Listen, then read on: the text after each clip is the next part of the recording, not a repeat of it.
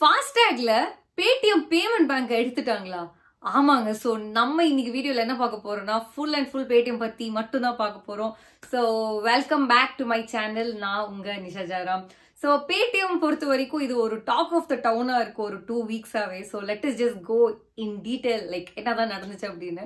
RBI Paytm பேங்க்குக்கு March 11, 2022 வந்து ஒரு வார்னிங் நோட்டீஸ் அமைச்சிருக்காங்க. என்ன அப்படின்னா, பேடிஎம்மோட கஸ்டமர்ஸோட கேவைசி ஆகட்டும், அவங்களோட புக் ஆஃப் ரெக்கார்ட்ஸ் ஆகட்டும், எதுவுமே வந்து கிளியராகவும் இல்லை. ஸோ பேடிஎம் வந்துட்டு ஆர்பிஐயோட ரூல்ஸ் அண்ட் ரெகுலேஷன்ஸ் நீங்க எதுவுமே ஃபாலோ பண்ற மாதிரியும் இல்லை. ஸோ ப்ளீஸ் இதுக்கு மேலே யாச்சும் கொஞ்சம் ரூல்ஸ் அண்ட் ரெகுலேஷன்ஸை ப்ராப்பராக ஃபாலோ பண்ணுங்கன்னு சொல்லிட்டு ஒரு வார்னிங் நோட்டீஸ் வந்துட்டு 2022 பேடிஎம்க்கு அமைச்சிருக்காங்க. பட் பேடிஎம் வந்துட்டு இது சீரியஸா எடுத்த மாதிரியும் இல்லை. அதோட ஒரு செகண்ட் ஸ்டெப்பா லைக் நம்ம என்ன பண்ணலாம்னு அவங்க எதுவுமே பண்ண கிடையாது. அதனாலதான் ஆர்பிஐ இந்த ஜனவரி மந்த் என்ன சொல்லியிருக்காங்கன்னா, February 29, 2024 வரைக்கும் பேடிஎம்ல இருக்கக்கூடிய பேடிஎம் கூட சார்ந்த பேடிஎம் பேமெண்ட் பேங்க் மூலியமா பண்ணக்கூடிய எல்லா டிரான்சாக்ஷன் ஆக்டிவிட்டிஸ் எல்லாமே வந்து பேன் பண்ணியிருக்காங்க. ஸோ நம்மளுக்கு மத்தியில நம்ம என்ன கன்ஃபியூஷன்ல இருக்கோம் அப்படின்னா, பேடிஎம் ஆப்பவே பேன் பண்ண போறாங்களா அப்படின்னா அது கிடையாது. அவங்க பேடிஎம் ஆப்பவே பேன் பண்ண போறது கிடையாது.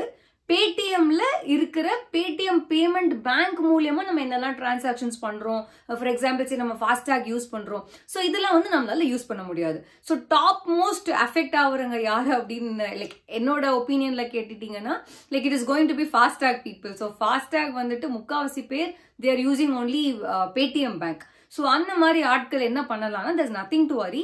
உங்க பேடிஎம் இ வேலெட்ல இன்கேஸ் கேஷ் வச்சிருக்கீங்க அப்படின்னா, you can just transfer it to an other account. இன்னொரு அக்கௌண்ட் நீங்க ட்ரான்ஸ்ஃபர் பண்ணிக்கலாம்.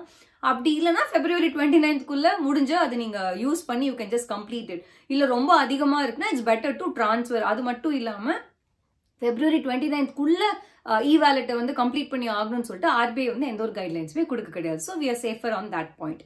So secondly talking about the QR codes. இப்போ நிறைய சின்ன சின்ன வெண்டர்ஸ் ஆகட்டும், இல்லை பிஸ்னஸ் பீப்புள் ஆகட்டும், லைக் ஸ்கேனர்ஸ் வச்சிருப்பாங்க. ஸோ இந்த ஸ்கேனர்ல என்ன ப்ராப்ளம் அப்படின்னா, அந்த ஸ்கேனர் பேடிஎம் பேமெண்ட் பேங்கோட லிங்க் பண்ணி இருந்துச்சு அப்படின்னா இட் இஸ் அ ப்ராப்ளம்.